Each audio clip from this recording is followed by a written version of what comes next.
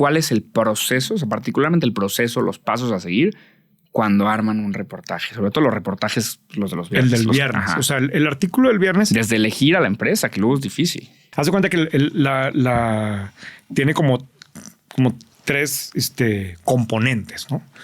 La primera parte, que para mí la que sigue siendo más difícil, es de qué fregados vas a hablar, ¿verdad? Sí. Y por qué vas a hablar de esa empresa y qué ángulo le vas a dar al contenido. Okay. Y luego incluso eso también lo tenemos que ver en el calendario completo. Si esta semana fue cuál va a ser la siguiente semana y cuál fue anterior. Y hay todo como que una parte artesanal de eso, ¿no? Y que se sienta variado. Y una cosa importante es que White Paper no es un medio del ecosistema emprendedor. No estoy hablando de startups y Bitcoin pero sí hablo de eso, pero tampoco es un medio que está hablando solamente de empresas grandototas y de Bimbo y de Cemex, pero también voy a hablar de eso. O sea, al final del día la lógica es que White Paper está hecho para un director general o para el dueño de una empresa, y si tú eres un emprendedor, más te vale saber de la empresa grandota, y si tú eres alguien que está a cargo de una empresa grandota, tienes que saber del otro. Entonces, ese equilibrio entre temas que son más de tecnología o empresas nuevas o startups y temas financieros más sofisticados, y entonces es complicado, ¿no? Pero bueno, el primer componente es ese de decidir de qué hablar. Y es chistoso porque hay momentos en donde se nos juntan las ideas. O sea, y realmente tengo las siguientes 17 semanas programadas, y luego hay momentos en donde digo el que traigo purita para dentro de 2 semanas no me gusta, güey. Pero bueno, eso es parte de lo difícil. La segunda parte, que también es difícil, para mi gusto menos, pero también es difícil, y menos ahora, es hacer la investigación, conseguir los datos. Y a veces aquí se acaba. O sea, a veces tengo la idea de hacer algo acá y no hay manera de conseguir información, o lo que conseguimos no nos sirve y pues se muere, o hay muchos temas que ahí están, que los tengo en el calendario para dentro de 2 meses y veo que no avanzo nada y lo muevo más el calendario, y el día que consigue información voy a hablar de eso, ¿no? Pero, ¿y cómo consigues información? Porque yo he visto que a veces hasta, o sea, digo, haces muchas llamadas, tal. O sea, ¿cuál es ese proceso de levantar donde no hay? O sea, depende de cada caso, ¿no? Pero tiene que ver uno con identificar a quién fregados le voy a preguntar. O sea, mandamos muchos mensajes por LinkedIn a ex empleados y convencerlos de que hablen. Ahorita vengo llegando de ir con un empresario importante en México para convencerlo que me platique una cosa, ¿no? Y no tiene por qué platicarme esa cosa. O sea, honestamente, pues está en una empresa privada. Sí, es una empresa muy grande, pero ¿por qué me la va a platicar? ¿Verdad? Lo convencí. Pero pues hay que dedicarle tiempo y echarle todo el rollo de por qué vale la pena. Obviamente hay mucho que hacer de investigación en Google y en bases de datos, mucha investigación en periódicos antiguos. Okay.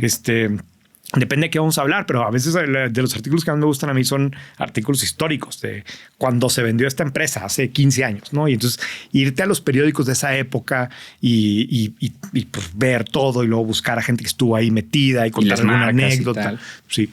¿Y cuánto tiempo tardas ahí? Porque siento que puedes estar, o sea, puedes estar meses, sí, o puede ser una tarde. O sea, hay artículos de viernes que salen un poco a la inversa. O sea, hay algunos artículos de viernes que yo te acabo de conocer o te entrevisté para otra cosa, una cosa breve, y me encantó. Sí.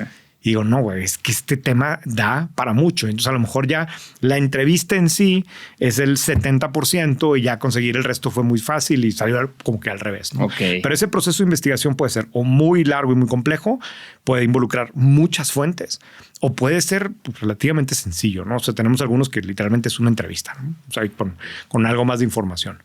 Y luego la tercera parte es diseñar el producto como tal, que es escribirlo, la parte gráfica, las ilustraciones que hace Luis, y todo eso realmente toma menos de una semana. O sea, yo normalmente escribo los artículos el sábado en la mañana, o sea, el sábado en la mañana para dentro de 2 semanas. Uh-huh. A lo mejor no lo termino todo, pero ya cuando junté toda la información, me encierro un buen rato y pues a lo mejor ahí queda no sé, 60, 70% y el resto lo terminaré normalmente el martes en la tarde. No sé, que son mis 2 bloques de generación de contenido. ¿Cuál es ese proceso de encerrarte? Eres un máster de la escritura. ¿Tienes un ritual? ¿Tienes una herramienta? siempre tiene que ser en tu compu, siempre sí lo puedes hacer en el iPad. Siempre es en mi Hago voice computadora notes y luego las paso. Siempre es en Substack. Es importante. Directamente en Substack. Y ahí las historias de terror, porque hoy Substack funciona muy bien, pero yo tengo un artículo antes, digo, ahorita estoy platicando ya procesos y un equipo y la madre. Pero acuérdate que esto no muchos, pero el primer año estuve 100% solo y realmente yo hice casi todo el contenido hasta hace muy poquito, ¿no? Sí. Y sí me tocó que el jueves en la noche se me borrara el 100%. No. O sea, y tenerlo que hacer para el viernes en la mañana. O sea, historias de terror y de todas. Pero hoy ya que Substack sí tiene undo y que tiene un registro de todo lo que haces, es muy cómodo para mí trabajar en Substack. Y no tienes una X, te pones música, un té preferido, 5 horas, 3. Tengo música siempre. No hay un horario como tal, pero es importante que no haya mensajes. O sea, que no tengas a WhatsApp ahí o que no tengas ni siquiera el mail. Ok, me gusta. Y tienes, o sea, ¿hasta qué punto? Y esta pregunta va desde el lado de los negocios, ¿no? O sea, al final uno de los costos más grandes que han de tener ustedes pues es el recurso humano y el recurso del tiempo de esos humanos, ¿no? Exacto. Leí que en tu reportaje de La Nacional... Pues ese fue el primero bueno. Ah, pues mira, tuviste que ir tal cual y contar sillas y tú hacer matemáticas de cuánta gente le cabe y tal.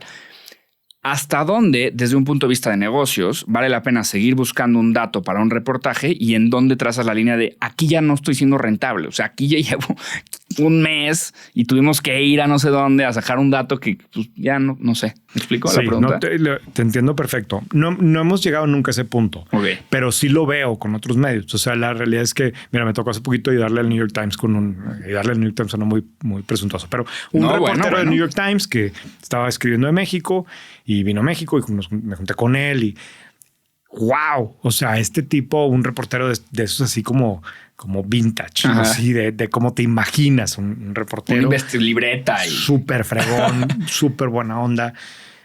Pues ese señor se está metiendo, no sé, 2 meses donde su único trabajo es hacer ese artículo. Yo no puedo hacer eso. O sea, no funciona, no es rentable para una organización como la nuestra. Y no solamente eso, no creo que el suscriptor quiera tampoco eso. Exacto. O sea, no es un 20% adicional que cuesta el 80% más y que no vale la pena. No hemos tenido nunca ese issue, pero porque hoy, pues al final del día sí contamos al equipo para poder hacer eso. Ahora, yo hago un artículo largo a la semana. 1. Pero no es solamente un tema de falta de recursos. Hubo un momento en donde quise hacer una ronda de inversión y mucha lana y armar un equipo, pero al final del día, a la audiencia a la que nosotros somos dirigidos, yo no puedo pretender que le voy a dar mucho más contenido porque no lo quiere, ¿verdad? O sea, no tienen tiempo. O sea, el 100% de los suscriptores de White Paper usan Instagram o TikTok y tienen suscripciones a otros periódicos, leen el New York Times, yo les aporto una partecita, ¿verdad? Pero pretender que yo les voy a robar más parte de su tiempo no viene al caso. No esperan eso de mí. Yo les tengo que aportar lo que no van a conseguir en los demás lugares, pero no más. O sea, de hecho me empiezo a pasar con el resumen. Substack tiene un botón en donde me deja ver el estimado de tiempo de lectura. Ok. Yo sé que me empiezo a pasar y empiezo a recibir mails de quejas de gente que sí me importa, ¿verdad? De gente que sí es mi perfil, que si te pasas, güey, te acabas metiendo relleno, no, mejor concéntrate en relativamente poco de mucho valor. Me encanta. Dime algo. ¿Cómo hacen el fact-checking y más cómo lo hacen pues desde que empezó el tema de la inteligencia artificial generativa? Porque si ya de por sí con redes sociales había ahí un montón de información falsa, ahora con IA, pues más. Y encima, pues ustedes tienen un compromiso muy fuerte con sacar un dato. Claro. ¿Qué hacen? ¿Cuál es ese proceso? O sea, y deja tú, tienes el tiempo encima. O sea, si vamos a publicar algo mañana y a lo mejor ahorita no. A ver, o sea, mucho tiene que ver desde las fuentes que estás utilizando tú, ¿no? Mucho tiene que ver a veces, o sea, uno es la fuente como tal. A lo mejor lo que yo estoy tomando información que está publicando el Wall Street Journal. Entonces, pues yo sé que el Wall Street Journal tiene un proceso y se puede equivocar, pero también. O a veces yo entrevisté a alguien y alguien me dijo algo que yo no tengo manera de verificarlo en la mayoría de las ocasiones. Y entonces lo que tenemos que ser muy cuidadosos es decir, Pues es lo que me dijo Juan, ¿verdad? Sí. Yo no estoy diciendo que eso es, pero según Juan, así es, ¿no? Ahora, aquí es donde entra también un poco ya el que tienes que entenderle un poco más a los negocios, ¿no? Y te pongo el ejemplo, ¿no? Sí, es una realidad que en el ecosistema emprendedor hay muchos emprendedores que dicen mentiras. Sí, totalmente. Porque ¿quién lo va a verificar? ¿Quién lo va a verificar? ¿No? Pero hay ciertas cosas que yo, por mi experiencia, pues me siento con cierta tranquilidad de dudar, ¿verdad? Y hay cosas que mejor no publicamos, ¿no? Ok. Bastante que mejor no publicamos. O entrevistas que digo, es que este me está diciendo mentiras, ¿no? Es que esa cifra que me está diciendo no puede ser verdad. A lo mejor sí es, pero según mi experiencia, no puede ser verdad. Okay. Y pues prefiero evitarlo, ¿no? Ahora, dicho esto, como quiera, a veces nos equivocamos con lo que publicamos, ¿no? Pero prefieren pecar de conservador. Prefiero, exacto. Sí, totalmente.